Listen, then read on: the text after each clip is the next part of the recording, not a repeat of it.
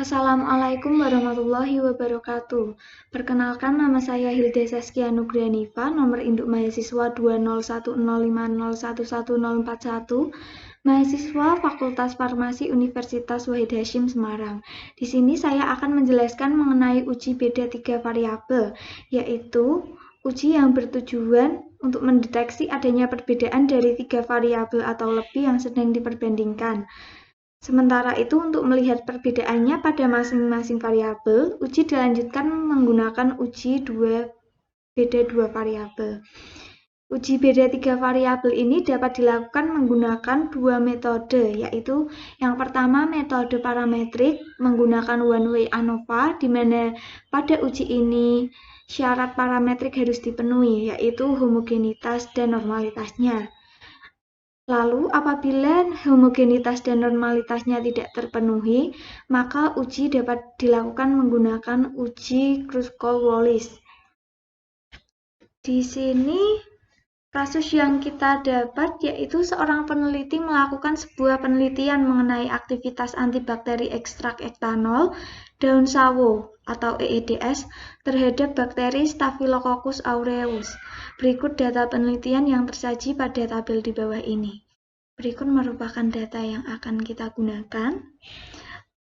Pertanyaannya, berdasarkan hasil penelitian tersebut, apakah ada perbedaan antara konsentrasi EEDS terhadap diameter daya hambat terhadap bakteri Staphylococcus aureus?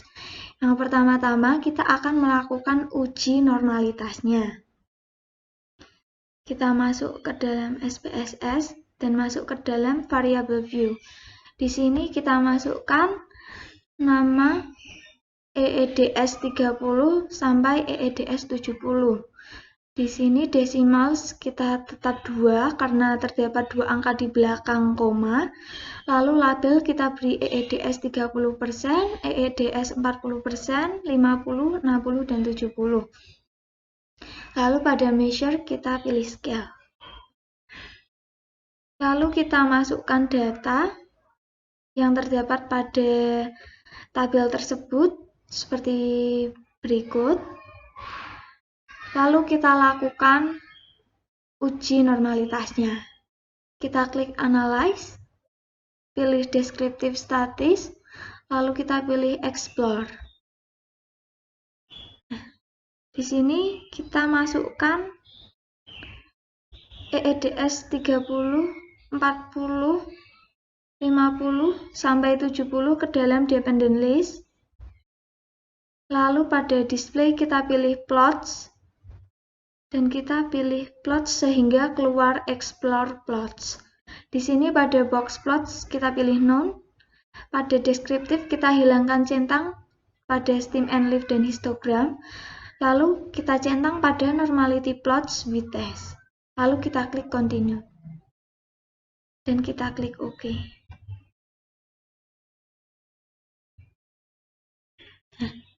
Akan keluar output seperti ini. Pada tabel tes normality dapat kita lihat nilai sig pada Shapiro-Wilk. Di sini pada EEDS 30% 0,374, EEDS 40% 0,445, EEDS 50% 0,633, EEDS 60% 0,782, dan EEDS 70% 0,409. Dari hasil signifikan ini, dapat kita simpulkan bahwa data terdistribusi normal karena seluruh nilai signifikannya lebih dari 0,05. Masuk ke dalam uji yang kedua, yaitu uji homogenitas. Di sini saya beri pada kolom pertama dengan nama konsentrasi dan pada kolom kedua diameter. Pada desimalsnya, pada konsentrasi saya nolkan karena tidak terdapat angka. Lalu pada diameternya tetap saya beri 2 karena terdapat 2 angka di belakang koma. Pada label konsentrasi saya beri label konsentrasi EEDS dan diameter saya beri dengan label diameter daya hambat. Pada valuenya saya masukkan pada value pertama EEDS 30%, pada valu kedua EEDS 40%, pada valu ketiga EEDS 50%, pada valu keempat EEDS 60%, dan pada valu kelima EEDS 70%. Lalu pada measure-nya saya beri scale, dan kita dapat memasukkan data ke dalam data view. Setelah data dimasukkan seluruhnya ke dalam data view, kita dapat melakukan uji homogenitas. Kita klik Analyze, lalu kita pilih Descriptive Statistic, dan kita pilih Explore. Pada dependent list, kita masukkan diameter daya hambat, dan pada factor list, kita masukkan konsentrasi EEDS. Pada display kita pilih both, lalu kita klik statistik. Kita pastikan deskriptif di sini tercentang dan confidence interval for mean yaitu 95%. Lalu kita klik plots. Kita pada box plot kita pilih none. Pada deskriptif kita pastikan untuk menghilangkan centang dari stem and leaf dan histogram. Dan pada spread versus level with living task kita pilih power estimation. Lalu kita klik continue dan kita klik OK. Akan keluar output seperti ini. Lalu pada tabel test of homogeneity of variance, di sini kita lihat nilai signifikan pada based on mean. Dapat kita lihat di sini nilai signifikan yaitu 0,040, di mana nilai tersebut lebih kecil dari 0,05, yang berarti data tidak homogen.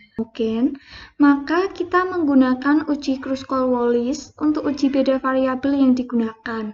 Di sini input yang digunakan, kita dapat menggunakan input yang sama dengan uji homogenitas. Lalu kita klik Analyze.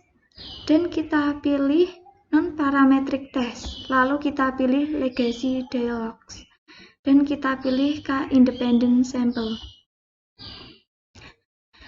Di sini pada tes variabel list kita masukkan diameter daya hambat, dan pada grouping variabel kita masukkan konsentrasinya.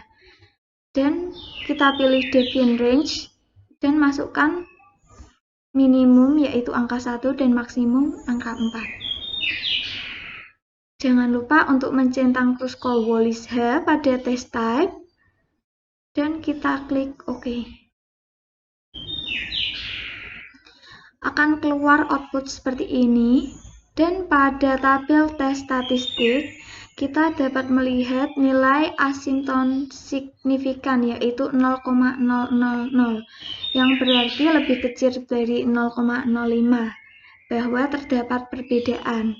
Dan untuk mengetahui perbedaan antara masing-masing variabel, kita dapat menggunakan uji Mann-Whitney. Setelah dilakukan uji beda 3 variabel menggunakan metode Kruskal-Wallis, dapat disimpulkan bahwa terdapat perbedaan yang signifikan antara konsentrasi EEDS terhadap diameter daya hambat terhadap bakteri Staphylococcus aureus.